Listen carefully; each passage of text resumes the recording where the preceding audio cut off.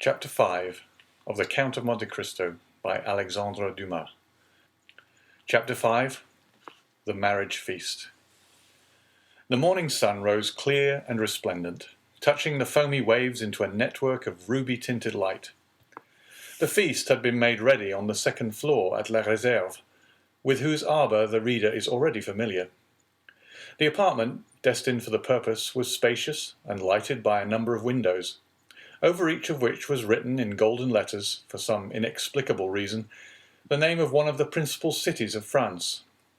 Beneath these windows, a wooden balcony extended the entire length of the house, and although the entertainment was fixed for 12 o'clock, an hour previous to that time, the balcony was filled with impatient and expectant guests, consisting of the favoured part of the crew of the Pharaon and other personal friends of the bridegroom, the whole of whom had arrayed themselves in their choicest costumes, in order to do greater honour to the occasion. Various rumours were afloat to the effect that the owners of the Pharaon had promised to attend the nuptial feast, but all seemed unanimous in doubting that an act of such rare and exceeding condescension could possibly be intended. Danglars, however, who now made his appearance accompanied by Caderousse, effectually confirmed the report, stating that he had recently conversed with M. Morrel, who had himself assured him of his intention to dine at La Réserve. In fact, a moment later M. Morrel appeared, and was saluted with an enthusiastic burst of applause from the crew of the Pharaon, who hailed the visit of the shipowner as a sure indication that the man whose wedding feast he thus delighted to honour would ere long be first in command of the ship. And as Dante was universally beloved on board his vessel, the sailors put no restraint on their tumultuous joy at finding that the opinion and choice of their superiors so exactly coincided with their own. With the entrance of M. Morrel, Danglars and Caderousse were dispatched in search of the bridegroom, to convey to him the intelligence of the arrival of the important personage whose coming had created such a lively sensation, and to beseech him to make haste. Danglars and Caderousse set off upon their errand at full speed, but ere they had gone many steps, they perceived a group advancing towards them, composed of the betrothed pair, a party of young girls in attendance on the bride, by whose side walked Dante's father, the whole brought up by Fernand, whose lips wore their usual sinister smile. Neither Mercédès nor Edmond observed the strange expression of his countenance. They were so happy that they were conscious only of the sunshine and the presence of each other. Having acquitted themselves of their errand, and exchanged a hearty shake of the hand with Edmond, Danglars and Caderousse took their places beside Fernand and old Dante, the latter of whom attracted universal notice. The old man was attired in a suit of glistening watered silk, trimmed with steel buttons, beautifully cut and polished. His thin but wiry legs were arrayed in a pair of richly embroidered clocked stockings, evidently of English manufacture, while from his three-cornered hat depended a long streaming knot of white and blue ribbons. Thus he came along, supporting himself on a curiously carved stick, his aged countenance lit up with happiness, looking for all the world like one of the aged dandies of 1796, parading the newly opened garden of the Tuileries and Luxembourg.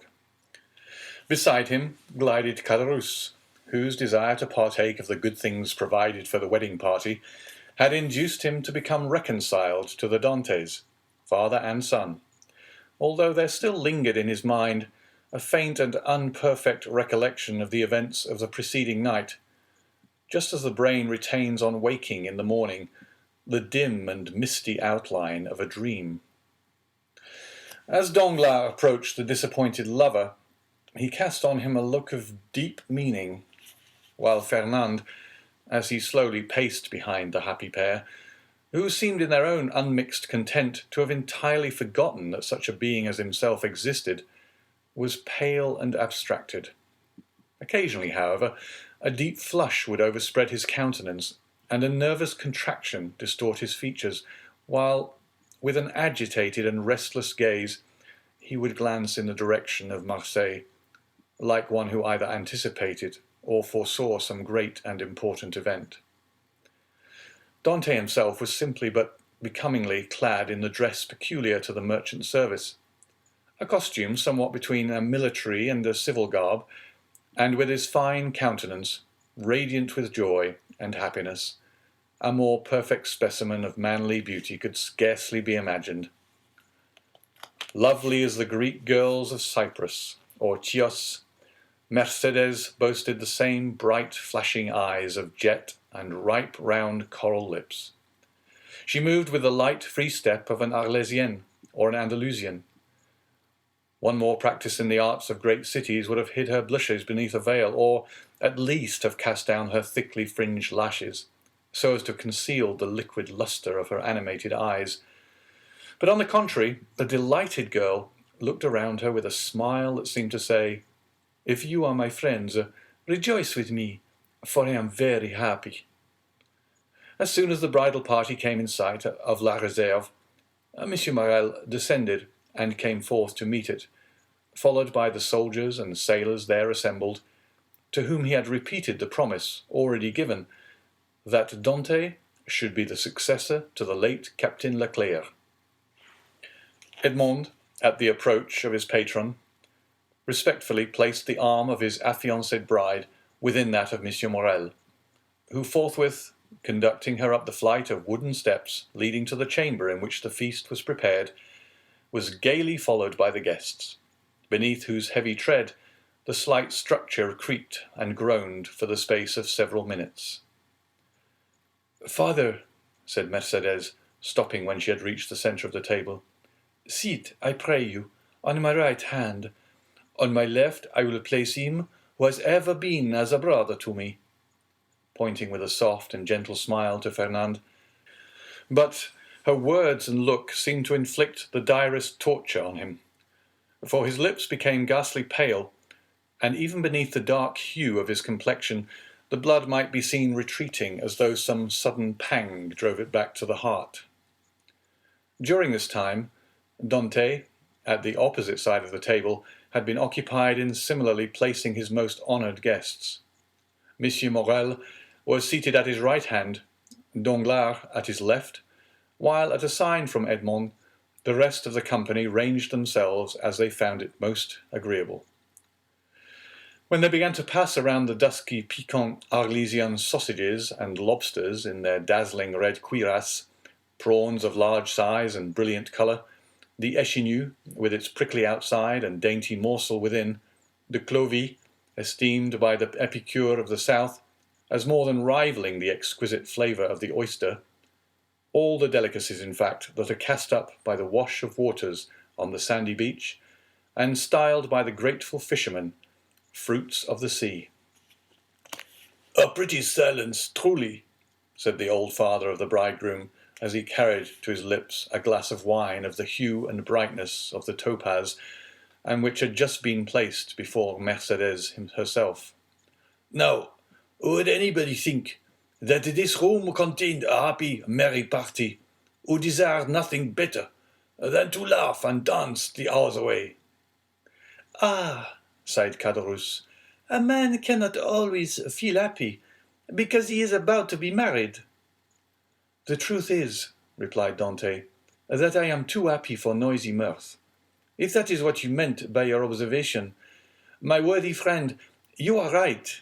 Joy takes a strange effect at times. It seems to oppress us almost the same as sorrow." Danglars looked towards Fernand, whose excitable nature received and betrayed each fresh impression. "Why, what ails you?" asked he of Edmond. "Do you fear any approaching evil? I should say that you were the happiest man alive at this instant." "And that is the very thing that alarms me," returned Dante. "Man does not appear to me to be intended to enjoy felicity so unmixed. Happiness is like the enchanted palaces we read in our childhood, where fierce, fiery dragons defend the entrance and approach, and monsters of all shapes and kinds, requiring to be overcome ere victory is ours. I own that I am lost in wonder to myself, promoted to an honour of which I feel myself unworthy, that of being the husband of Mercedes." "Nay, nay," cried Caderousse, smiling, "you have not attained that honour yet. Mercedes is not your wife yet. Just assume the tone and manner of a husband, and see how she will remind you that your hour is not yet come." The bride blushed, while Fernand, restless and uneasy, seemed to start at every fresh sound, and from time to time wiped away the large drops of perspiration that gathered on his brow. "Well, never mind that, neighbor Caderousse. It is not worth while to contradict me for such a trifle as that. It is true that the Mercedes is not actually my wife yet, but," added he, drawing out his watch, "in an hour and a half she will be." A general exclamation of surprise ran round the table, with the exception of the elder Dante, whose laugh displayed the still perfect beauty of his large white teeth. Mercedes looked pleased and gratified, while Fernand grasped the handle of his knife with a convulsive clutch. "In an hour?" inquired Danglars, turning pale. "How is that, my friend?" "Why, thus it is," replied Dante. "Thanks to the influence of Monsieur Morrel, to whom next to my father I owe every blessing I enjoy, every difficulty has been removed. We have purchased permission to waive the usual delay, and at 2:30 the mayor of Marseille will be waiting for us at the city hall. Now, as 1:15 has already struck, I do not consider I have asserted too much in saying that in another hour and 30 minutes Mercedes will have become Madame Dante." Fernand closed his eyes. A burning sensation passed across his brow, and he was compelled to support himself by the table to prevent his falling from his chair. But in spite of all his efforts, he could not refrain from uttering a deep groan, which, however, was lost amid the noisy felicitations of the company. "Upon my word," cried the old man, "you make short work of this kind of affair. Arrived here only yesterday morning, and married today at 3:00. Commend me to a sailor for going the quick way to work." "But," asked Danglars in a timid tone, "how did you manage about the other formality, the contract, the settlement?" "The contract," answered Dante laughingly. "It didn't take long to fix that. Mercedes has no fortune. I have none to settle on her, so you see our papers were quickly written out, and certainly do not come very expensive." This joke elicited a fresh burst of applause. "So that we presumed to be merely the betrothal feast turns out to be the actual wedding dinner," said Danglars. "No, no," answered Dante. "Don't imagine I am going to put you off in that shabby manner. Tomorrow morning I start for Paris, 4 days to go, and the same to return, with 1 day to discharge the commission entrusted to me, is all the time I shall be absent. I shall be back here by the 1st of March, and on the 2nd I give my real marriage feast." This prospect of fresh festivity redoubled the hilarity of the guests to such a degree that the elder Dante, who at the commencement of the repast had commented upon the silence that prevailed, now found it difficult, amid the general din of voices, to obtain a moment's tranquillity in which to drink to the health and prosperity of the bride and bridegroom. Dante, perceiving the affectionate eagerness of his father, responded by a look of grateful pleasure, while Mercedes glanced at the clock and made an expressive gesture to Edmond. Around the table reigned that noisy hilarity which usually prevails at such a time among people sufficiently free from the demands of social position not to feel the trammels of etiquette. Such as at the commencement of the repast had not been able to seat themselves according to their inclination rose unceremoniously and sought out more agreeable companions. Everybody talked at once, without waiting for a reply, and each one seemed to be contented with expressing his or her own thoughts. Fernand's paleness appeared to have communicated itself to Danglars. As for Fernand himself, he seemed to be enduring the tortures of the damned. Unable to rest, he was among the first to quit the table, and, as though seeking to avoid the hilarious mirth that rose in such deafening sounds, he continued, in utter silence, to pace the farther end of the salon. Caderousse approached him, just as Danglars, whom Fernand seemed most anxious to avoid, had joined him in a corner of the room. "Upon my word," said Caderousse, from whose mind the friendly treatment of Dante, united with the effect of the excellent wine he had partaken of, had effaced every feeling of envy or jealousy at Dante's good fortune. "Upon my word, Dante is a downright good fellow, and when I see him sitting there beside his pretty wife, that is so soon to be, I cannot help thinking it would have been a great pity to have served him that trick you were planning yesterday." "Oh, there was no harm meant," answered Danglars.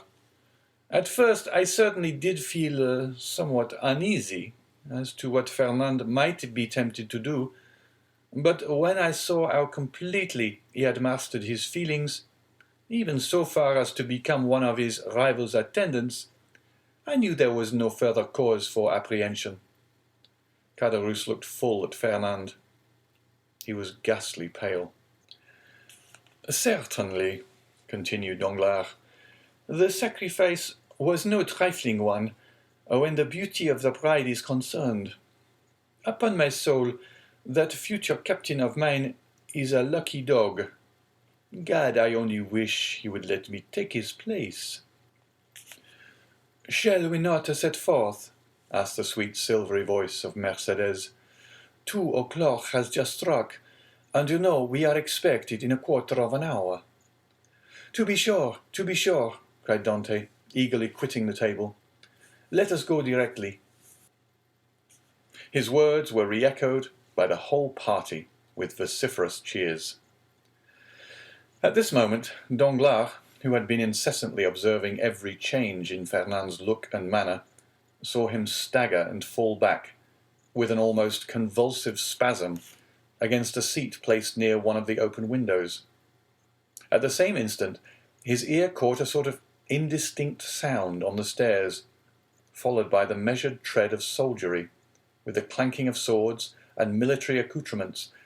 Then came a hum and buzz as of many voices, so as to deaden even the noisy mirth of the bridal party, among whom a vague feeling of curiosity and apprehension quelled every disposition to talk, and almost instantaneously the most death-like stillness prevailed. The sounds drew nearer. 3 blows were struck upon the panel of the door. The company looked at each other in consternation. "I demand admittance," said a loud voice outside the room, "in the name of the law."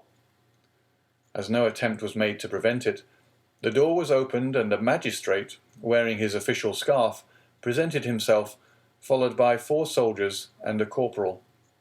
Uneasiness now yielded to the most extreme dread on the part of those present.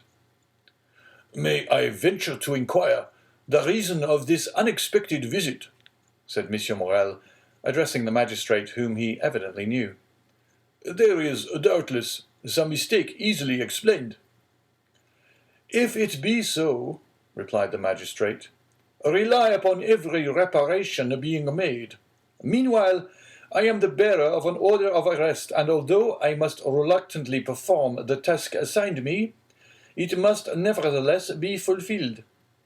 Who among the persons here assembled answers to the name of Edmond Dante?" Every eye was turned towards the young man, who, spite of the agitation, he could not but feel advanced with dignity, and said in a firm voice, "I am he. What is your pleasure with me?" "Edmond Dante," replied the magistrate, "I arrest you in the name of the law." "Me?" repeated Edmond, slightly changing colour. "And wherefore, I pray?" "I cannot inform you, but you will be duly acquainted with the reasons that have rendered such a step necessary at the preliminary examination." M. Morrel felt that further resistance or remonstrance was useless. He saw before him an officer delegated to enforce the law, and perfectly well knew that it would be as unavailing to seek pity from a magistrate decked with his official scarf as to address a petition to some cold marble effigy. Old Dante, however, sprang forward. There are situations which the heart of a father or a mother cannot be made to understand. He prayed and supplicated in terms so moving that even the officer was touched, and although firm in his duty, he kindly said, "My worthy friend, let me beg of you to calm your apprehensions. Your son has probably neglected some prescribed form or attention in registering his cargo, and it is more than probable he will be set at liberty directly he has given the information required, whether touching the health of his crew or the value of his freight." "What is the meaning of all this?" inquired Caderousse frowningly of Danglars, who had assumed an air of utter surprise. "How can I tell you?" replied he. "I am, like yourself, utterly bewildered at all that is going on, and cannot in the least make out what it is about." Caderousse then looked around for Fernand, but he had disappeared. The scene of the previous night now came back to his mind with startling clearness. The painful catastrophe he had just witnessed appeared effectually to have rent away the veil which the intoxication of the evening before had raised between himself and his memory. So, said he in a hoarse and choking voice to Danglars, "this, then, I suppose, is a part of the trick you were concerting yesterday. All I can say is, that if it be so, 'tis an ill turn, and well deserves to bring double evil on those who have projected it." "Nonsense," returned Danglars. "I tell you again, I have nothing whatever to do with it. Besides, you know very well that I tore the paper to pieces." "No, you did not," answered Caderousse. "You merely threw it. I saw it lying in a corner." "Hold your tongue, you fool. What should you know about it? Why, you were drunk." "Where is Fernand?" inquired Caderousse. "How do I know?" replied Danglars. "Gone, as every prudent man ought to be, to look after his own affairs, most likely. Never mind where he is. Let you and I go and see what is to be done for our poor friends." During this conversation, Dante, after having exchanged a cheerful shake of the hand with all his sympathizing friends, had surrendered himself to the officer sent to arrest him, merely saying, "Make yourselves quite easy, my good fellows. There is some little mistake to clear up. That's all, depend upon it, and very likely I may not have to go so far as the prison to effect that." "Oh, to be sure," responded Danglars, who had now approached the group. "Nothing more than a mistake. I feel quite certain."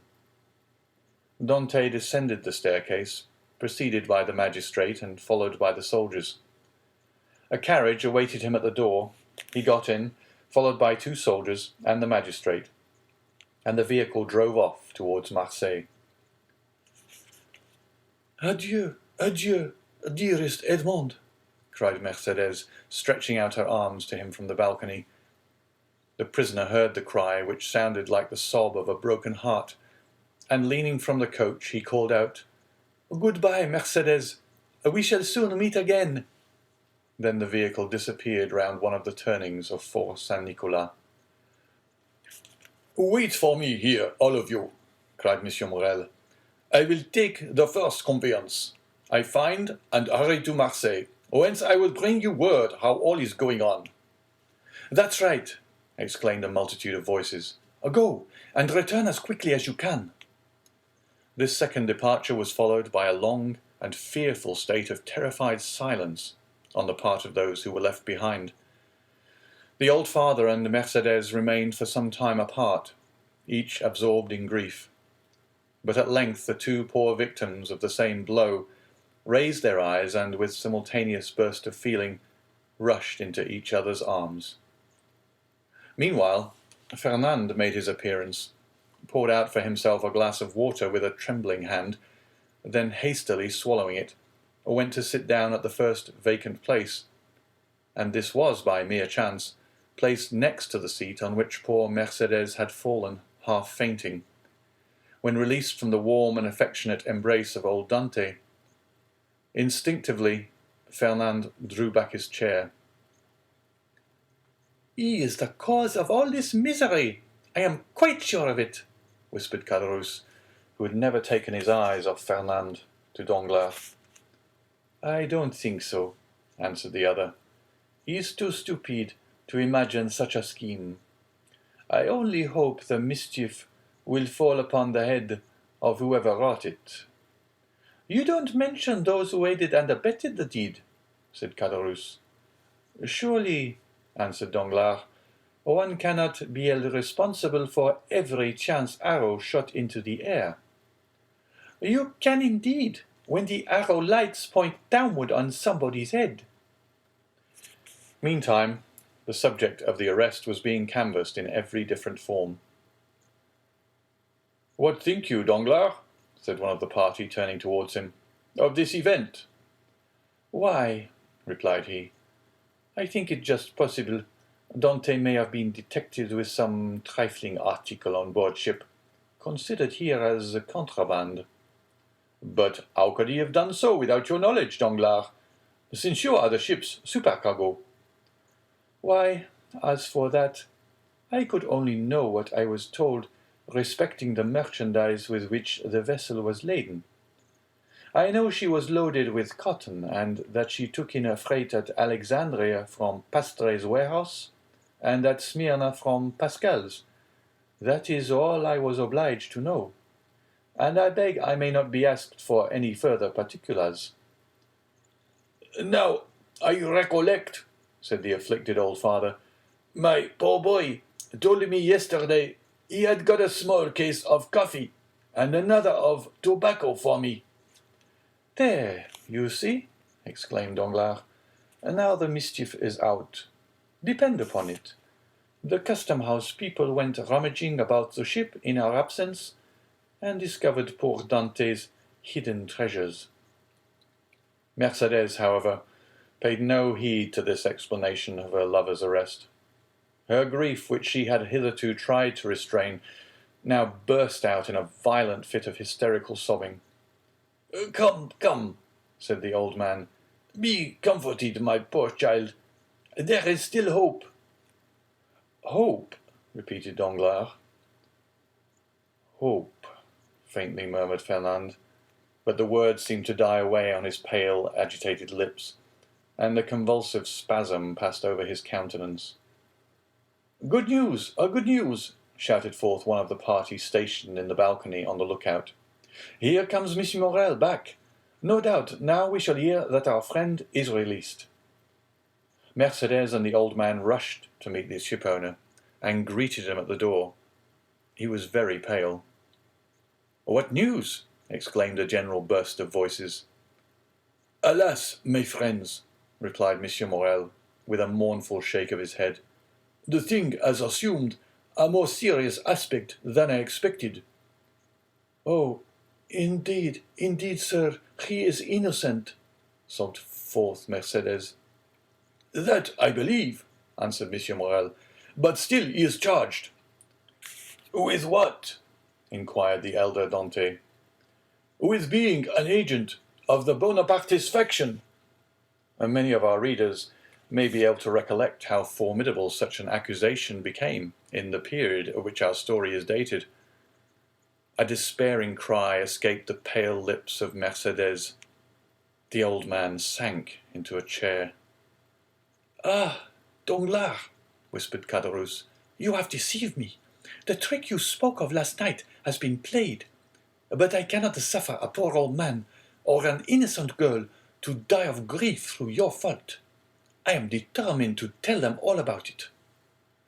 "Be silent, you simpleton," cried Danglars, grasping him by the arm, "or I will not answer even for your own safety. Who can tell whether Dante be innocent or guilty?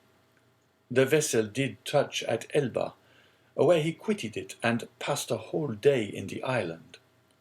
Now, should any letters or other documents of a compromising character be found upon him, will it not be taken for granted that all who uphold him are his accomplice? With the rapid instinct of selfishness, Caderousse readily perceived the solidity of this mode of reasoning. He gazed doubtfully, wistfully on Danglars, and then caution supplanted generosity. "Suppose we wait a while, and see what comes of it," said he, casting a bewildered look on his companion.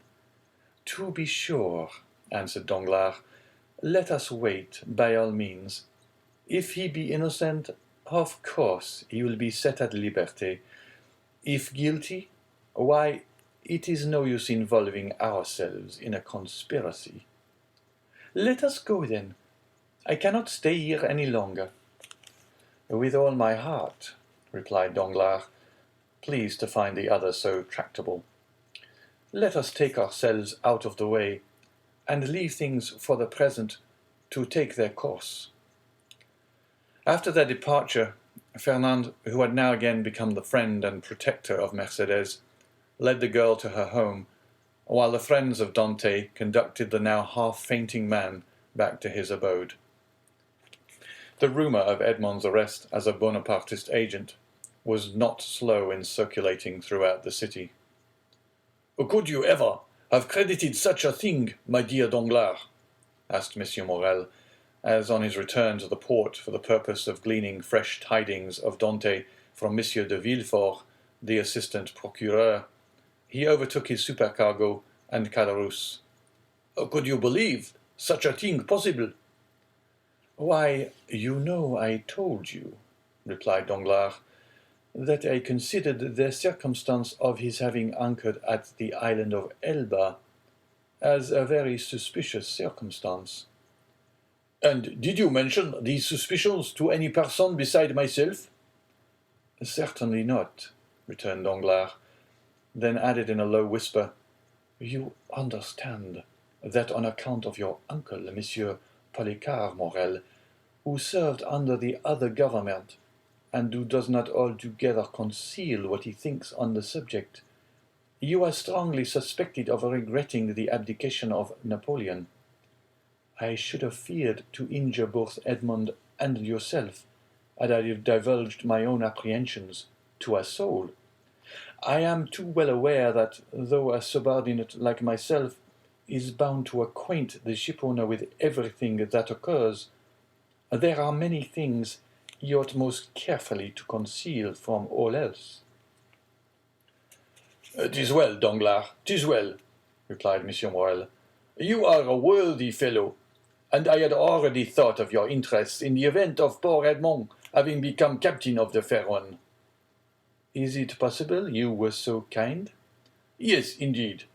I had previously inquired of Dante what was his opinion of you, and if he should have any reluctance to continue you in your post, for somehow I have perceived a sort of coolness between you."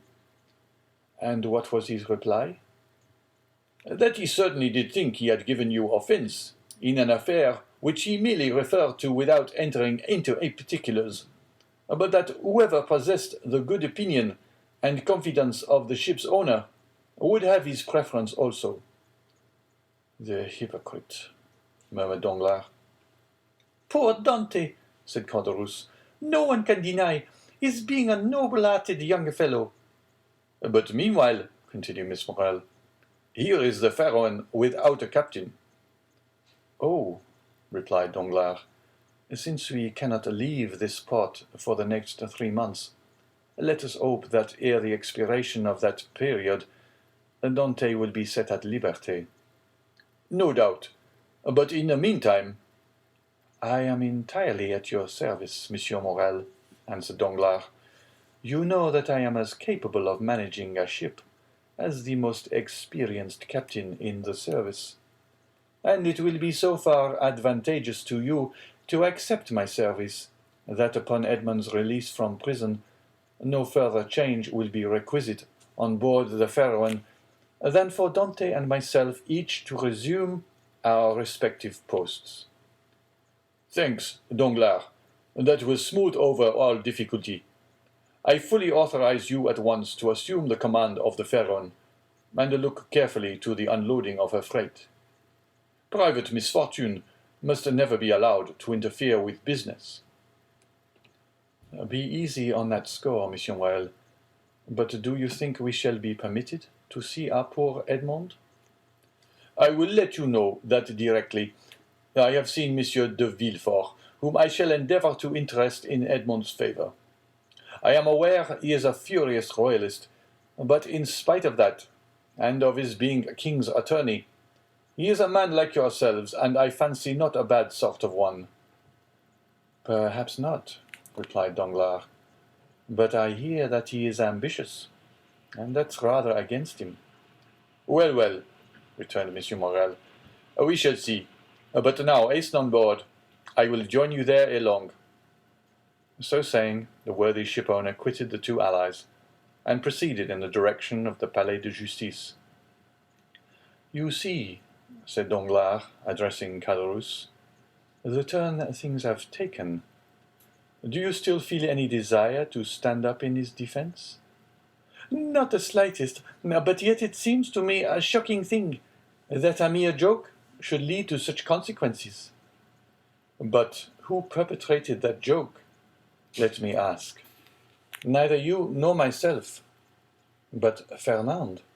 You knew very well that I threw the paper into a corner of the room. Indeed, I fancied I had destroyed it. Oh, no, replied Caderousse. That I can answer for you. You did not. I only wish I could see it now as plainly as I saw it lying all crushed and crumpled in a corner of the arbor. Well then, if you did, depend upon it, Fernand picked it up and either copied it or caused it to be copied. Perhaps even he did not take the trouble of recopying it. And now I think of it, by heavens, he may have sent the letter himself. Fortunately for me, the handwriting was disguised. Then you are aware of Dante being engaged in a conspiracy? Not I. As I before said, I thought the whole thing was a joke, nothing more. It seems, however, that I have unconsciously stumbled upon the truth. Still, argued Caderousse, I would give a great deal if nothing of the kind had happened, or at least that I had had no hand in it. You will see, Danglars, that it will turn out an unlucky job for both of us. Nonsense. If any harm come of it, it should fall on the guilty person, and that you know is Fernand. How can we be implicated in any way? All we have to do is to keep our own counsel and remain perfectly quiet, not breathing a word to any living soul.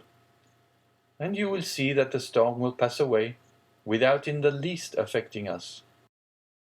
Amen, responded Caderousse, waving his hand in token of adieu to Danglars, and bending his steps towards the Allée de Meilhan, moving his head to and fro, and muttering as he went, after the manner of one whose mind was overcharged with one absorbing idea.